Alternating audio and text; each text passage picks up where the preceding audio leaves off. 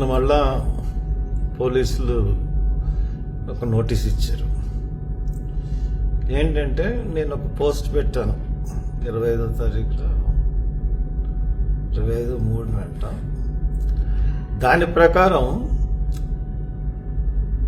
ఒక police officer, senior police officer, ఒక IG గారు నన్ను అప్రిషియేట్ చేశారు. ఇది ఖచ్చితంగా హత్యే, పోలీస్ డిపార్ట్కి అనౌన్స్ చేయాలి అని చెప్పి, నువ్వు లేకపోతే ఈ పార్టీకి కేసు క్లోజ్ చేసి ఉండేవారు, నువ్వు ఫైట్ చేస్తావు, బాగా చెయ్యి అని చెప్పేసి నన్ను అప్రిషియేట్ చేశారు. చాలా పెద్ద ఆయన ఏదో పని చేసుకుంటున్నాడు, రిటైర్డ్ అయిపోయి చాలా రోజులైంది. నేను స్టూడెంట్ ప్రోగ్రామ్స్, యూత్ ప్రోగ్రామ్స్ చేస్తున్నప్పుడు నా ఉద్యమాలు యాజ్ ఎ పోలీస్ ఆఫీసర్ నన్ను అప్రిషియేట్ చేసేవాడు కాదు. ఆయన మనసులో సంతోషం ఉందో లేదో తెలియదు, కానీ నన్ను అప్రిషియేట్ చేసేవాడు కాదు. కానీ మొన్న ఆయన ఫోన్ చేసి నేను అప్రిషియేట్ చేసేవాడికి నేను అది పోస్ట్ బుక్లో పెట్టాను. రోజుకి వందల మంది, వేల మంది నాకు మెసేజ్లు పెడుతున్నారు. కామెంట్స్ రూపంలో అన్నా వదలొద్దు, నీ వల్లే కేసు అని ఎంతోమంది పోలీసులు మెసేజ్లు, ఎంతోమంది పబ్లిక్ మెసేజ్లు పెడుతున్నారు. రాష్ట్రం అంతా మెసేజ్లు పెడుతున్నారు. ఆయన పేరు చెప్పండి, ఆయన దగ్గరికి వెళ్ళి స్టేట్మెంట్ తీసుకుంటాం అని మళ్ళీ నోటీస్ పంపారు. అన్న న్యాయమా పోలీస్ డిపార్ట్మెంట్ వారికి? దాంట్లో నేను పెట్టిన దాంట్లో తప్పేమన్నా ఉందా? దాంట్లో నేను ఏదైనా ప్రొవోకేట్ చేశానా? నేను ప్రొవోకేట్ చేశానని నోటీస్ ఇచ్చారు. 136 కేసు రిజిస్టర్ చేసి 196, 97 ఏదో పిఎన్ఎస్ చట్టం కదా పెట్టారు. నేను ప్రొవోక్ చేస్తున్నట్టు. నేను ఎక్కడన్నా ప్రొవోక్ చేశానా? మీకు నిజంగా బుద్ధుండుంటే నా మీద పెడతారా సెక్షన్? ఆ రోజు నేను ప్రొవోక్ చేసి ఉంటే మీ పరిస్థితి ఏంటి? ఆ రోజున ఉన్న డిఎస్పీలు, ఐజీ, అడిషనల్ ఎస్పీ అందరినీ అడుగుతున్నాను. నేను ప్రొవోక్ చేసి ఉంటే అక్కడ వచ్చి కేఏ పాల్ ప్రొవోక్ చేస్తూ నేను వీళ్ళందరినీ రెచ్చగొట్టానంటే ఇక్కడి నుంచి మీరు ఎవరు వెళ్ళరు అని చెప్పేసి అంటే,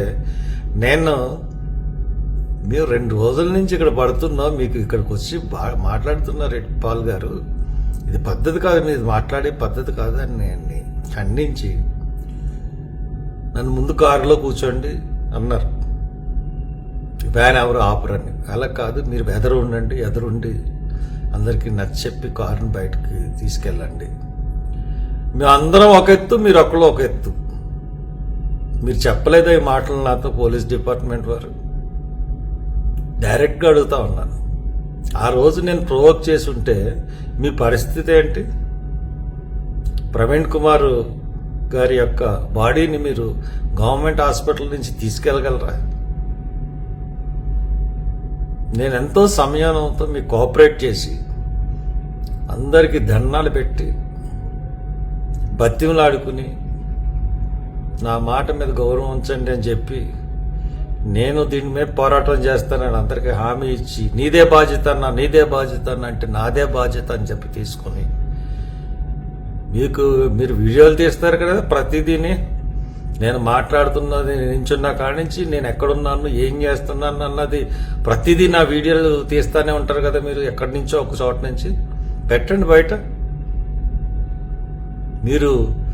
మీరు నన్ను ఆ రోజున ఎలాగా వాడుకున్నారు? అసలు నాకు అటువంటి ప్రొవోక్ చేసే ఉద్దేశమే నాకు ఎప్పుడు ఉండదు. నేను ఎప్పుడు ప్రొవోక్ చేసే మనిషిని కూడా కాదు. నేను 10 years ఎంపీని చేశాను. నాకు అన్ని కమ్యూనిటీలు కావాలి, అందరూ అన్ని రిలీజియన్స్ నాకు కావాలి. ఎవరికి అన్యాయం జరిగినా బయటకు వచ్చి పోరాడతాను వాళ్ళ తరపున. అన్యాయం జరిగిన వాళ్ళ తరపున పోరాడతాను. నా హిస్టరీ అంతా తీసుకోండి. ఎన్ని కేసులు పెట్టారు మీరు గవర్నమెంట్ మాట విని. 3 చోట్ల అంబేద్కర్ విగ్రహం పెట్టినందుకు పెట్టారు ఇష్టానుసారంగా. నేను ఎన్ని సంవత్సరాలు తిరిగానో తెలుసా కేసులకి? అన్ని కేసులు కొట్టేశారు. అనపర్తిలో అన్ని విగ్రహాలు ఉన్నాయి, అంబేద్కర్ విగ్రహం లేదని అనపర్తోళ్ళు అడిగితే అక్కడ స్తంభం కూడా కట్టుకుంటే దానికి ఎమ్మెల్యే కూడా స్తంభం కట్టింది. పక్కన రాజశేఖర్ విగ్రహం కట్టేస్తే దానికి అబ్జెక్షన్ లేదు, అంబేద్కర్ విగ్రహం కట్టేటప్పటికల్లా అబ్జెక్షన్. అది ఆక్యుపైడ్ ప్లేసే. ఏ ఆక్యుపైడ్ ప్లేస్ అది? Irrigation occupied place, irrigation department occupied place. అంబేద్కర్ది అక్కడే కట్టారు. What is the difference between Rajasekhar Reddy and Ambedkar? ఆయన కట్టచ్చు, ఈయన కట్టకూడదు. అది నేను 2 సంవత్సరాలు బతిమిలాడి ఒక రోజున ఒళ్ళు మండి అక్కడ అంబేద్కర్ విగ్రహం పెట్టాము. దానికి ఒక కేసు. అలాగే గుమ్మలూరు. ఇలాగా చెప్పుకుంటూ పోతే ఎన్ని కేసులు పెట్టారు. మొన్న నాకు తెలుగుదేశంలో పెట్టిన కేసులే అన్నీ. ఇటు జగన్మోహన్ రెడ్డి కేసులో ఒక పూర్ బ్రాహ్మిన్ ఫ్యామిలీ, వాళ్ళు 40 సంవత్సరాల నుంచి అక్కడ ఉంటున్నారు. వాళ్ళు తెల్లారుజాము వచ్చి ఖాళీ చేస్తుంటే నా దగ్గరికి వచ్చారు. వెంటనే వెళ్ళలేదు నేను, ఒక 4-5 గంటలు ఆగిన తర్వాత వెళ్ళాను. రోడ్డు మీద సామాన్ పడి బేభత్సంగా ఉంది. ఆడవాళ్ళు లైటీలు వేసుకుని చాలా దహన పరిస్థితుల్లో ఉంటే అక్కడికి వెళ్ళాను, కూర్చున్నాను. ఎండలో కుర్చీ వేసారు, కూర్చున్నాను, చదివాను. హైకోర్టు ఆర్డర్స్లో క్లియర్గా ఉంది ఆల్టర్నేటివ్ చూపించి ఖాళీ చేయమని. మరి ఎందుకమ్మా మరి ఈ నోటీస్ ఉండగా హైకోర్టు ఆర్డర్ని ఎందుకు ధిక్కరించారమ్మా వీళ్ళు అని చెప్పి అడిగాను. ఏమోనండి తెలీదు, మళ్ళీ మా వాళ్ళు హైకోర్టుకి వెళ్ళారు అని చెప్పారు. వెంటనే అక్కడ ఆఫ్ చేయించాను వర్క్. అక్కడ ఎవరూ లేరని కదా, ఆఫీసర్స్ ఎవరూ లేరు, ఆఫ్ చేయించాను. వాళ్ళని ఆ స్థలంలో పెట్టాను. ఇది ఒక సంఘ విద్రోహులు చేసే పని, గవర్నమెంట్ చేస్తున్న పని, గవర్నమెంట్ చేస్తున్నదో లేకపోతే జడ్జి గారు చేస్తున్న పని, చక్రవర్తి గారని ఆయన చేసేయమన్నారట, చేసేస్తామన్నారు.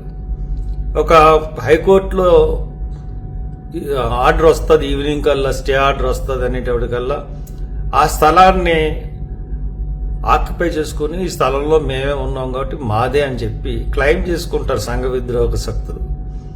అటువంటి క్రియేట్ చేయబోతే అలా కాదు, ఇది ఏళ్ళది స్థలం అని చెప్పి నేను అక్కడికి అని నేను చెప్పాను. అది చెప్పి నేను చేసేటడికి అప్పుడు మళ్ళీ ఈవినింగ్ వెళ్ళాను. ఈవినింగ్ వెళ్ళేటడికి పోలీసులు ఉన్నారు, కారు కూడా దిగలేదు నేను. అక్కడేమో ఆడవాళ్ళు నేను అబ్యూజ్ చేసిన, అసలు ఆడవాళ్ళే లేరు, కోర్టు ఆడవాళ్ళు. ఆ కోర్టు స్థలమే కాదు, స్టే వచ్చేసింది అప్పటికి. అదేమో వీళ్ళ స్థలం. ఆ స్థలంలో కోర్టు వాళ్ళు నేను అవమానించాను, కోర్టు ఆఫీసర్స్ని నేను తోసాను. కోర్టు పర్మిషన్ అయితే 353 అట్రాక్ట్ అవుతుంది, 354 అట్రాక్ట్. అసలు ఆ కోర్టులో ఆడవాళ్ళే లేరు, ఆడవాళ్ళు కంప్లైంట్ లేదు. ఆ పెట్టి నేను హైకోర్టుకి బెయిల్ తెచ్చుకుందాం అని వెళ్తే హైకోర్టు ఎంత దారుణమైన గవర్నమెంట్ అంటే హైకోర్టు 41 CRPC ఇచ్చింది. అంటే అరెస్ట్ అంటే ఏంటి, అది అరెస్ట్ చేయకూడదని. అరెస్ట్ చేయకూడదంటే 41 CRPC అనుకుంటా, 141 లేదు. అయితే అరెస్ట్ చేయకూడదని అంటే దాన్ని కోర్టుని ధిక్కరించి అరెస్ట్ చేసి 48 రోజులు, తప్పుడు కేసుకి 48 రోజులు పెట్టారు మీ డిపార్ట్మెంట్. ఇవన్నీ ఎవరి వల్ల పాడతారు? మీరు పోలీసులు మీరు చేస్తారా? ఎస్పీ గారు మీరు చేస్తారా? ఐజీ మీరు చేస్తారా? గవర్నమెంట్ నుంచి వచ్చిన ఇన్స్ట్రక్షన్స్ బట్టి మీరు చేస్తారు. ఈ కేసులో కూడా అలాగే మీరు న్యాయంగా చేస్తే ఈ కేసు ఖచ్చితంగా ఈ పాటికి బయటకు వచ్చేసింది. మీకు తెలిసి ఇది ఎందుకు మీరు పోస్ట్ మార్టం రిపోర్ట్ ఈ రోజుకి బయట పెట్టట్లేదు? నేను అడుగుతున్నాను మిమ్మల్ని, ఎందుకు బయట పెట్టడం లేదు? తల మీద దెబ్బలు ఉన్నాయని బయట పెట్టట్లేదా? మొహం మీద దెబ్బలు ఉన్నాయని బయట పెట్టట్లేదా? 17 చోట్ల అనుమానాస్పద గాయాలున్నాయని బయట పెట్టట్లేదా? ఎందుకు బయట పెట్టట్లేదు? పోస్ట్ మార్టం రిపోర్ట్ బయట పెట్టాలి కదా. పోస్ట్ మార్టం రిపోర్ట్ బయట పెడితే అది హత్య అని అందరికీ తెలిసిపోతుంది. మీరు పోస్ట్ మార్టం రిపోర్టు పెట్టకుండా మీరు సిట్ వేసారంటున్నారు. మీ సిట్టోళ్ళు ఏం చేశారు, ఆయన ఇంటికి వెళ్ళి కంప్యూటర్ పట్టుకెళ్ళిపోయారు, హార్డ్ డిస్క్, ఆయన బ్యాంక్ అకౌంట్స్ సీజ్ చేశారు. యాక్సిడెంట్ కేసులకి ఇవన్నీ అవసరమా? కాబట్టి మీరు ఏదో తేల్చండి. ఆయన మీదేమో దొంగ వీడియోలు, దొంగ సృష్టించిన వాళ్ళకి ఈ వీడియోలతో మాకు పోలీసులకు సంబంధం లేదని స్టేట్మెంట్ ఇచ్చిన పెద్ద మనిషి ఐజీ గారు ఈ రోజున అవన్నీ వీడియోలు సంబంధం లేదన్నారు. సంబంధం లేకపోతే ఆ వీడియోలు చేసిన వాళ్ళని పట్టుకున్నారా? ఎంత దారుణంగా క్రిటిసైజ్ చేస్తున్నారు నన్ను కానీ కొంతమందిని. నేను ఎవరినైనా క్రిటిసైజ్ చేశానా? ఏ కమ్యూనిటీని అన్నా తిట్టానా? అనుమానితుల్లో హిందువులు, ఫ్యానటిక్స్ హిందువులు ఉండొచ్చు, ఫ్యానటిక్ ముస్లిమ్స్ ఉండొచ్చు, అలాగే ఈయన ఎదుగుదల వారు లేని క్రైస్తవ నాయకులు కూడా ఉండొచ్చు అని చెప్పని చెప్తే ఒక కమ్యూనిటీ మీద, ఒక రిలీజియన్ మీద నేను నింద వేయలేదు. I'm secular man. మీరు రోజు రోజుకి ఇటువంటి ఇచ్చి పల్సన అయిపోకండి. పోలీస్ డిపార్ట్మెంట్ నా మీద, మీరు పోలీస్ డిపార్ట్మెంట్ మీరు ఏదన్నా కక్ష సాధింపు చేయాలనుకుంటే అది మీకే నష్టం అవుతుంది తప్పితే నాకేం నష్టం లేదు. ఎన్నోసార్లు వెళ్ళాను.